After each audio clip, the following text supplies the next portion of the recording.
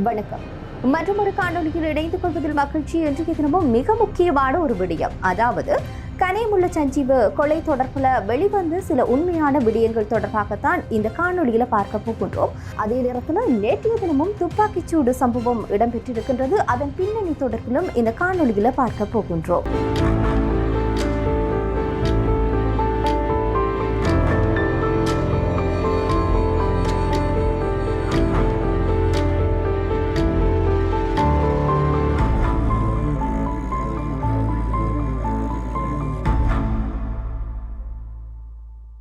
அண்மையில் புதுக்கடை நீதிமன்றத்தின் வளாகத்திற்குள்ளே துப்பாக்கிச்சூடு சம்பவம் இடம்பெற்றிருந்தது. இது பல்வேறுபட்ட இலங்கை தொடர்பான இந்த பாதுகாப்பு அச்சுறுத்தலை ஏற்படுத்தி இருந்த ஒன்றாக மாறியிருந்தது. குறிப்பாக இது தொடர்பான வாத பிரதிவாதங்கள் சமூக வலைதளங்கள்ல பரவலாக பகிரப்பட்டு வந்தன. இதனைத் தொடர்ந்து அடுத்தடுத்த தினங்கள்ல அது ஒரு வேறு விதமான ஒரு மாற்றத்தை கொண்டு வந்தது என்றுதான் கூற வேண்டும். குறிப்பாக இந்த துப்பாக்கிச்சூடு சம்பவமும் அதனை செய்தவர் தொடர்பான ஒரு பிம்பமானது சமூக வலைத்தளங்கள்ல பார்க்கிற போது மிக ஒரு மனவருத்தத்தக்க ஒரு விடயமாக மாறியிருந்தது. குறிப்பாக பார்க்க போனால் இளம்பராயிரத்தினர் அவரை ஒரு ஹீரோவாக வெளிக்காட்டி விதமாக அந்த காணொலிகளை பகிரப்படுவதும், அதாவது ஏஐ தொழில்நுட்பத்தை பயன்படுத்தி பல்வேறுபட்ட காணொலிகளும் வெளிவந்த வண்ணம் இருந்தன. சூடு நடத்துபவரை ஒரு ஹீரோவாக காட்டுகின்ற மனநிலையானது எவ்வாறு இந்த சமூகத்திலிருந்து தோன்றியது என்கின்ற பல்வேறுபட்ட கேள்விகளையும் எழுப்பியிருந்தன. இதே நேரத்தில் பார்க்கின்ற போது அந்த துப்பாக்கிச்சூடு சம்பவத்தின் பிற்பாடு அடுத்தடுத்து தொடர்ந்து இந்த துப்பாக்கிச்சூட்டு சம்பவங்களும் இலங்கையில் பதிவாகி இருக்கின்றது. இது ஒரு முக்கியமான ஒரு விடயமாக பேசப்பட வேண்டிய ஒரு விடயமாகவும் இருக்கிறது. கொலைகளுடைய தொடர்ச்சியானது மனங்களிலே ஒரு விதமான ஒரு அச்ச உணர்வையும் அதே நேரத்தில் மிக கவனமாக பயணிக்க வேண்டும் என்கின்ற ஒரு நிர்பந்தத்தையும் ஏற்படுத்தி இருந்தது. இது ஒரு நிலையில புதுக்கடை நீதிமன்ற வளாகத்திற்குள் நடைபெற்றுள்ள அந்த துப்பாக்கி சூடு நடத்தியவர் தொடர்பில் பல்வேறுபட்ட விமர்சனங்கள் எழுப்பப்படுகின்ற அதே நேரத்தில் அவரை ஒரு ஹீரோவாக சமூக வலைத்தளங்கள்ல காண்பிக்கப்படுகின்ற தன்மையை அந்த துப்பாக்கிச்சூடு நடந்ததன் பிற்பாடு வெளிவந்த காணொலிகள் சமூக வலைத்தளங்கள்ல பகிரப்பட்ட செய்திகளூடாக அவதானிக்கக்கூடியதாக இருந்தது. குறிப்பாக அந்த துப்பாக்கி சூடு நடத்தியவர் தொடர்பான செய்திகளாகட்டும், அவர் தொடர்பான புகைப்படங்களாகட்டும், காணொலிகளாகட்டும் ஒரு ஹீரோ என்ற ரீதியில தான் அவரை ஒரு பிம்பப்படுத்தி பிரதிமைப்படுத்தி பல்வேறுபட்ட தகவல்களை பகிர்ந்து கொண்டு வந்திருக்கின்றார்கள். இவ்வாறான செயற்பாடுகளை பார்க்கிற போது இந்த சமுதாயத்தின் மீதான, அதாவது இந்த பார்வை எப்படி மாறி இருக்கிறது, அதாவது இளம் பராயிரத்தினர் மத்தியில இந்த ஒரு மனநிலை எப்படி உருவாகி இருக்கின்றது என்பது தொடர்பான பல்வேறுபட்ட விமர்சனங்களும் எழுப்பப்பட்டு வந்திருக்கின்றன. அண்மைய நாட்களாக பார்க்கிற போது இளையவர்கள் அதிகம் பயன்படுத்தப்படுகின்ற சமூக வலைத்தளங்கள், குறிப்பாக பேஸ்புக் பக்கமாக இருக்கட்டும், ட்விட்டராக இருக்கட்டும், டிக்டாக் தளமாக இருக்கட்டும், இவ்வாறான சமூக வலைத்தளங்களில் அவர்கள் ஊடாக பரப்பப்படுகிற சில செய்திகளானது ஒரு மனதிற்கு ஒரு சஞ்சலத்தை ஏற்படுத்துவதாகத்தான் இருந்திருக்கிறது. குறிப்பாக சொல்கின்ற போது ஒரு ஹீரோவாக இளம் சமுதாயத்தினர் குறித்த நபரை காட்சிப்படுத்தி வெளிப்படுத்திய காணொலிகள் ஒரு முகம் சொல்லிக்கக்கூடிய ஒரு நிலையை தான் ஏற்படுத்தி இருந்தது. அது ஒரு தங்களுடைய கிரஷ் என்று சொல்லுவார்கள் தானே, அப்படி ஒரு கிரஷாகத்தான் அந்த கொலைக்காரர் துப்பாக்கிதாரியை வர்ணித்து பல வீடியோக்களை வெளிப்படுத்தி இருந்தார்கள். அத்துடன் கொலையுடன் தொடர்புடைய பிரதான சந்தேக நபர் தொடர்பிலான புகைப்படங்களும் இளம் பராயத்தினரால பகிரப்பட்டு வந்தது. இது பல்வேறுபட்ட கேள்விகளை எழுப்பியிருந்தது. இது இளைய தலைமுறையினுடைய எதிர்காலம் குறித்தான ஒரு கேள்வியையும் ஏற்படுத்தி நிற்கிறது. அதாவது ஒரு தவறான வழிகாட்டுதல்கள் இவ்வாறாக அவர்களுடைய மனநிலையில எவ்வாறு தாக்கம் செலுத்துகின்றது தொடர்பான பல்வேறுபட்ட விடயங்களை பேச வேண்டியது மிக முக்கியமான ஒரு விடயமாக இருக்கிறது. இப்படியான ஒரு எண்ணம் எவ்வாறு கட்டமைக்கப்படுகிறது தொடர்பான ஒரு சிந்தனையும் எங்கள் மத்தியில் எழ வேண்டும். இவ்வாறு சமூக பொறுப்பற்ற வகையில நடந்து கொள்வது ஏற்புடையது அல்ல என்பது குறித்தும் விழிப்புணர்வுடன் இருப்பதும் அவசியமாகிறது. அது மட்டுமன்றி தற்போதைய நவீன தொழில்நுட்பமான இந்த ஏஐயினை பயன்படுத்தி புதுக்கடை நீதிமன்ற துப்பாக்கிதாரி கைது செய்யப்பட்ட போது போலீஸ் அதிகாரிகளுடன் சிநேகமாக பேசுவது போல ஒரு காணொலியொன்றும் உருவாக்கப்பட்டு பகிரப்பட்டு வந்தது. இந்த ஒரு நிலையில் இது தொடர்பில் நாடாளுமன்றத்திலும் கூட கேள்வி எழுப்பப்பட்டதுடன் கடுமையான கண்டனங்களையும் எழுப்பியிருந்தது. இதனைத் தொடர்ந்து அது போலியான காணொலி என போலீஸ் திணைக்களத்தினரால் தெளிவுபடுத்தப்பட்டது. இதேவேளை இவ்வாறு தொழில்நுட்பத்தை பயன்படுத்தி போலியான காணொலிகள் மற்றும் புகைப்படங்களை பகிர்வோருக்கு எதிராக கடும் நடவடிக்கைகள் எடுக்கப்படும் எனவும் எச்சரிக்கப்பட்டிருந்தது.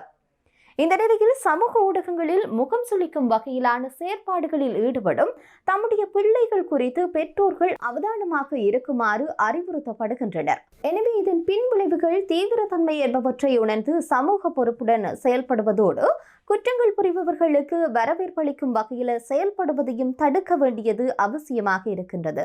இதே நேரத்தில் கொழும்பு நீதிமன்ற வளாகத்திற்குள் நடந்த துப்பாக்கிச்சூடு குறித்து இன்னும் பல பதிலளிக்கப்படாத கேள்விகள் உள்ளதாக கைதிகளின் உரிமைகளை பாதுகாக்கும் குழுவின் நிர்வாக இயக்குனர் சேனக பெரேரா தெரிவித்திருக்கின்றார். இந்த விடயம் தொடர்பில் தெரிவித்த அவர், துப்பாக்கிதாரியும் அவருக்கு ஆயுதம் கொடுத்த பெண்ணும் சட்டத்தன்னிகளை போன்று மாறுவேடமிட்டுக் கொண்டமையானது சட்டத்தன்னிகள் சோதனைக்கு உட்படுத்தப்பட மாட்டார்கள் என்பதை தெரிந்து கொண்ட அடிப்படையிலேயே நிகழ்ந்துள்ளது.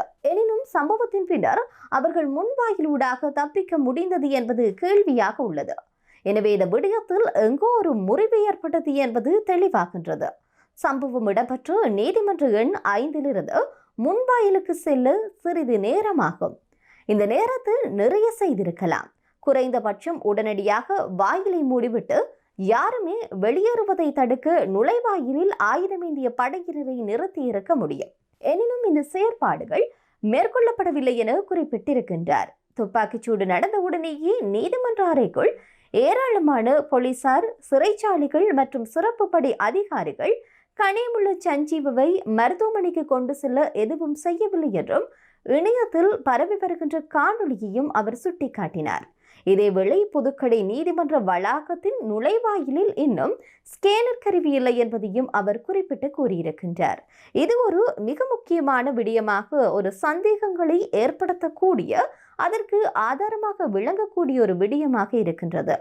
இதே நேரத்தில் கனிமுள்ள சஞ்சீவு சுட்டுக் கொல்லப்பட்ட சம்பவம் தொடர்பில் கைது செய்யப்பட்ட போலீஸ் உத்தியோகத்தர்களின் வீட்டிலிருந்து சொகுசு கார் மற்றும் வெடிமருந்துகள் கைப்பற்றப்பட்டுள்ளதாக தெரிய வந்திருக்கிறது. குறிப்பாக கனிமுள்ளு சுட்டுக் கொல்லப்பட்ட வழக்கில் அதிர்கிரிய போலீஸ் உத்தியோகத்தர் ஒருவர் கைது செய்யப்பட்டிருந்தார். இந்த நிலையில் தான் அவருடைய வீட்டில் மறைத்து வைக்கப்பட்டிருந்த பல வெடிமருந்துகள் மற்றும் ஒரு சொகுசு கார் கைப்பற்றப்பட்டுள்ளதாக கூறப்படுகிறது. இந்த போர் துப்பாக்கிகளுக்கு பயன்படுத்தப்படுகின்ற 7 தோட்டாக்கள், M16 வகை ஆயுதங்களுக்கு பயன்படுத்தப்படும் ஒரு தோட்டா, ஒரு மின்னணு தராசு மற்றும் ஒரு சொகுசு கார் ஆகியவையும் போலீசாரினால் பறிமுதல் செய்யப்பட்டுள்ளது. குறித்து துப்பாக்கிச் சூட்டு சம்பவம் தொடர்பாக 2 போலீஸ் உத்தியோகத்தர்கள் உட்பட 8 பேர் இதுவரையில் கைது செய்யப்பட்டிருக்கின்றனர் என்பதும் குறிப்பிடத்தக்கது. இதே நேரத்தில் பார்க்கின்ற போது இன்னும் ஒரு துப்பாக்கிச்சூடு சம்பவம் நேற்றைய தினம் பதிவாகி இருக்கிறது. அதாவது தெகியத்த கண்டிய பகுதியில் உள்ள தனியார் பண்ணை ஒன்றில் இடம்பெற்ற துப்பாக்கிச் சூட்டில் ஒருவர் உயிரிழந்துள்ளதாக கூறப்படுகிறது.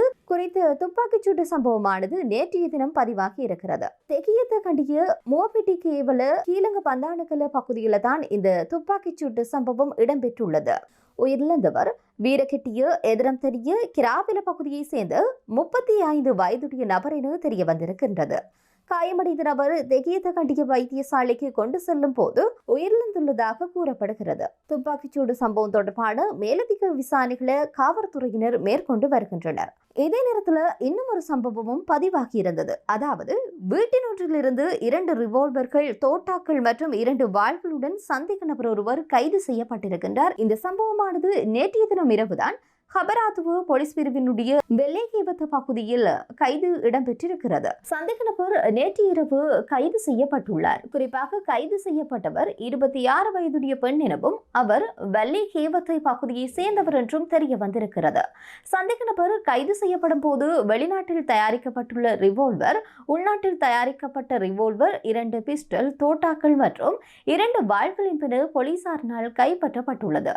இதே நேரத்தில் இவ்வாறாக பல்வேறுபட்ட துப்பாக்கிச்சூடு சம்பவங்கள் இலங்கையில் பதிவாகி கொண்டு வருகின்ற இன்றைய சூழ்நிலையில் நாடாளுமன்ற உறுப்பினர்களுக்கும் பாதுகாப்பு வழங்கப்பட வேண்டும் என்கின்ற தகவல் நாடாளுமன்றத்தில் அடிபட ஆரம்பித்து விட்டது.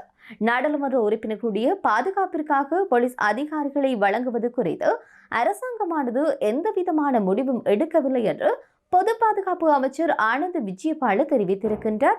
நேற்றைய தினம் நாடாளுமன்ற உறுப்பினர்களுக்கு பாதுகாப்பு வழங்கப்பட வேண்டும் என்கின்ற ரீதியில் வாத பிரதிவாதங்கள் முன்வைக்கப்பட்டு வந்தது. நேற்றைய தின காணொலியிலும் இது தொடர்பாக குறிப்பிட்டிருக்கின்றோம்.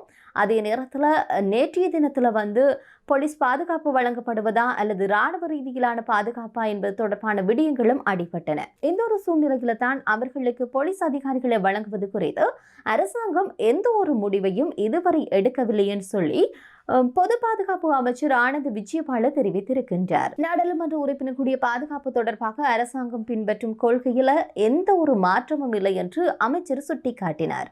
எதிர்க்கட்சி நாடாளுமன்ற உறுப்பினர்கள் இது தொடர்பான அந்த குழுவில் பிரதான விடயங்கள் தொடர்பாக கோரிக்கைகள் விடுக்கப்பட்டிருந்தால் கூட இன்னும் ஆளும் கட்சியில இருந்து எந்த விதமான ஒரு கருத்துக்களும் முன்வைக்கப்படவில்லை. இந்த பாதுகாப்பு தொடர்பிலாக இந்த அறிக்கைகளை பரிசீலித்த பின்னர் தான் தேவைப்பட்டால் அவர்களுக்கு போலீஸ் பாதுகாப்பு வழங்கப்படும் என்று சொல்லி அமைச்சரும் கூறியிருக்கின்றார். இவைகள் தான் இன்றைய நாளில் இடம்பெற்ற மிக முக்கியமான செய்திகளாக காணப்படுகின்றன. மற்றொரு காணொலியில் சந்திப்போம். நன்றி.